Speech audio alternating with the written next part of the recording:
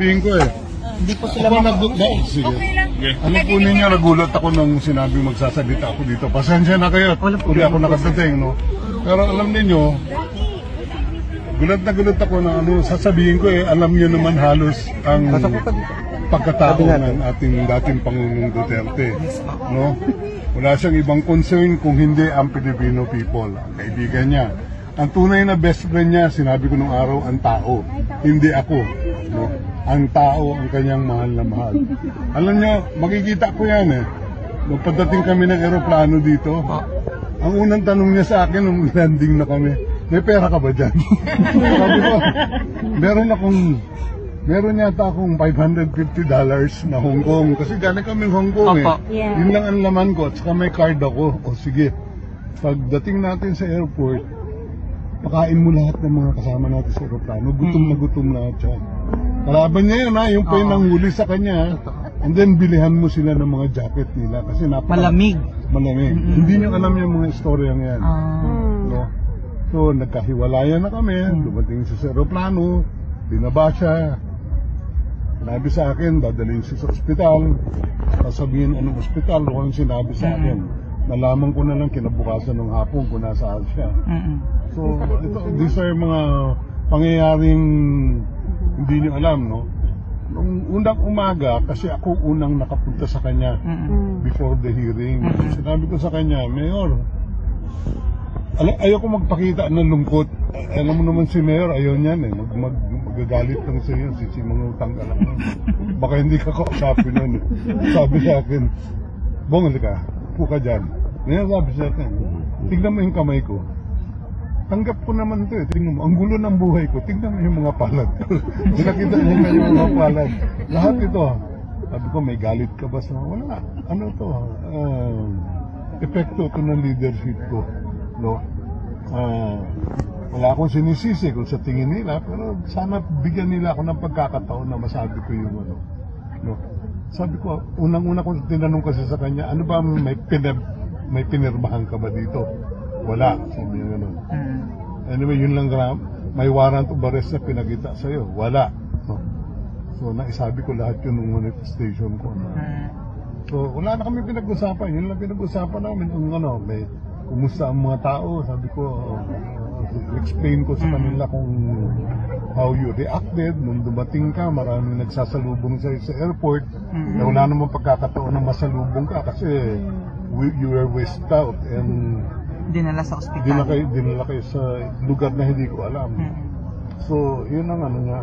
Ang sa kanya, hanggang nung pangalawa at pangatlong bisita ko, tao pa rin tinatanong niya, kumusta ang ano.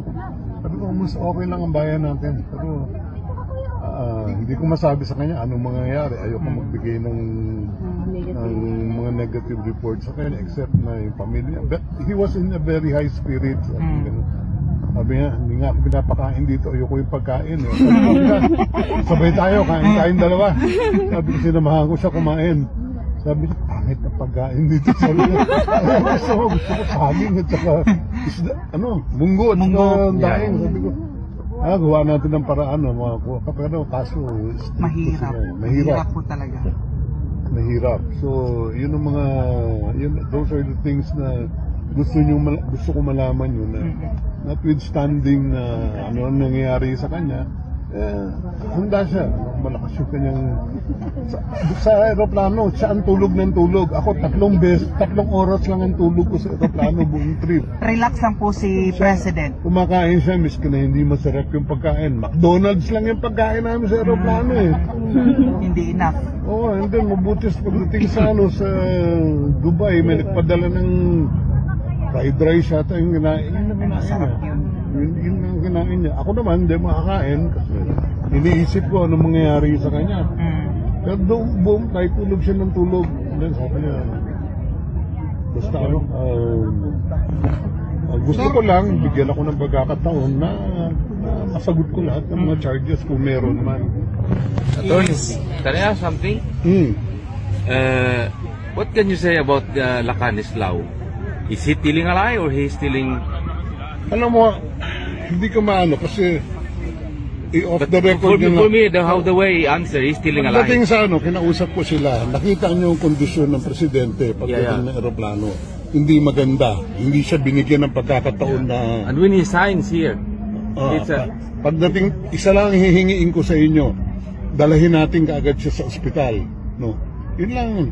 Umuo naman sila na talagang nakita nila yung itsura ng presidente. He was telling that From the he's time na tired, he was moved out from nagkakagulo-gulo na Binamor. daw. Ako nakita ko lahat. Nakita ko You lahat cannot catch a fish pangyayari. on the tail.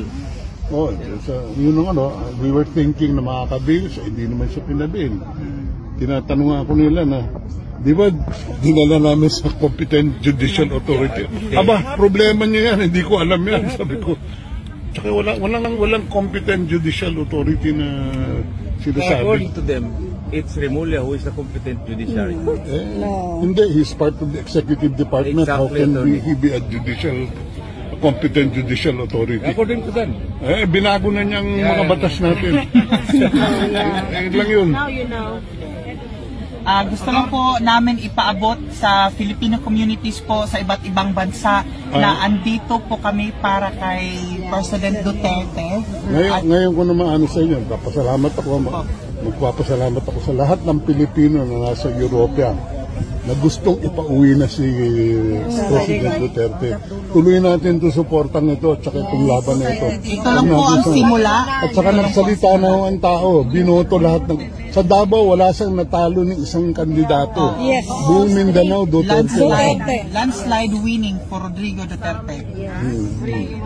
Walang hindi sa Kasama inyo. ni dating Pangulo Duterte, kamusta naman ho ang inyong kalusugan? Okay na ako.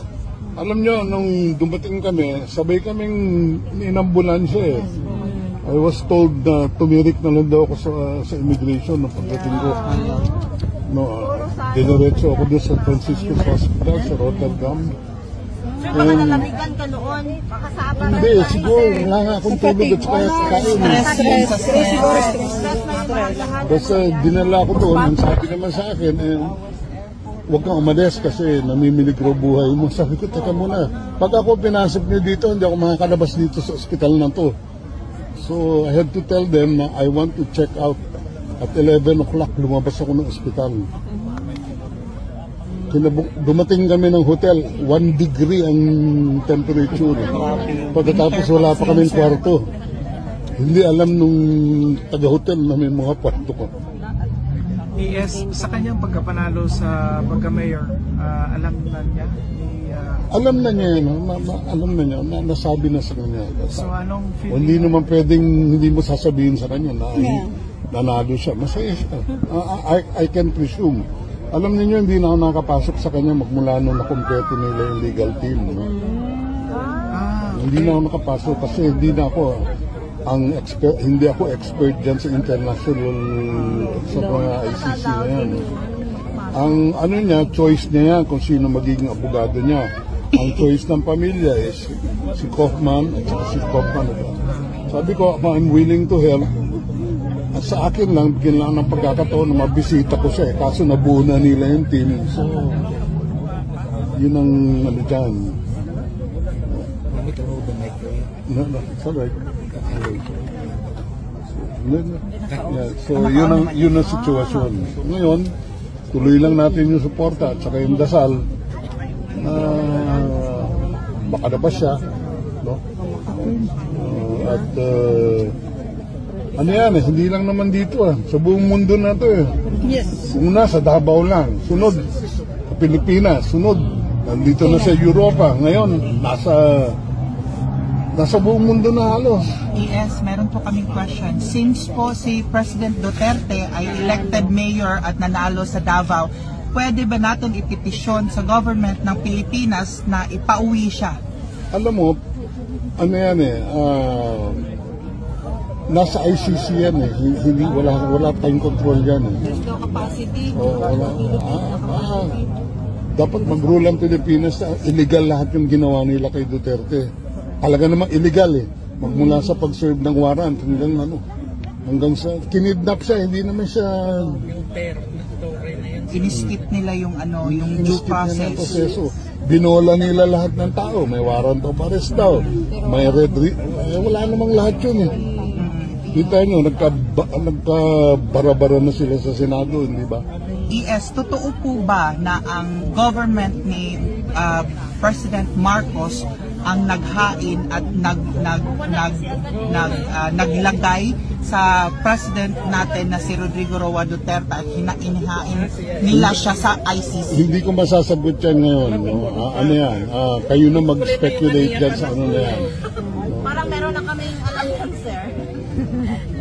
ES, sa pahayag ni Toby Chanco na laglagan na sila dahil parang sinabi ng administration na ngayon na nilaglag si Toby Chanco na siya daw yung nag-file ng para parating si Pangulong Duterte dito sa The Hague.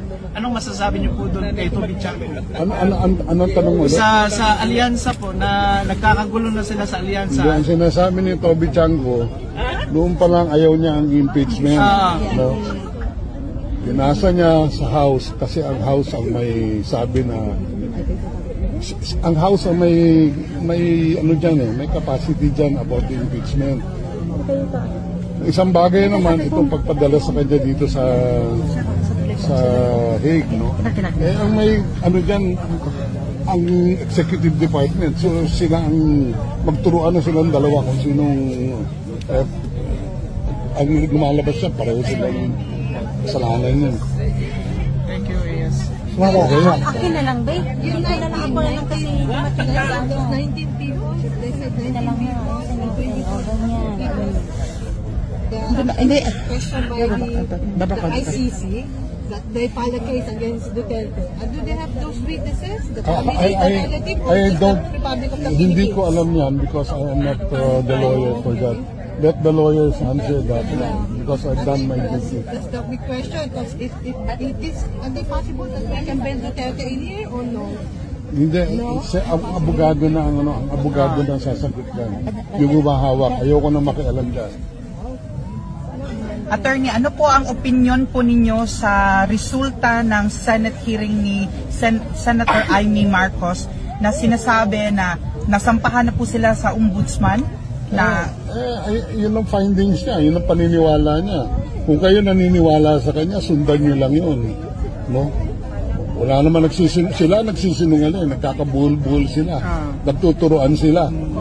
Since po ang executive department na si Secretary Remulla, sila po yung idinidiin ng according sa report ni Senator Amy Marcos, may basbas po ba yan ng presidente? Hindi ko na sasagutin niya, pawayaan niyo na, kaso na yan.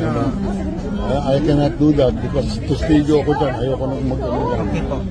Salamat po. Salamat Okay, po. salamat. Salamat. Salamat.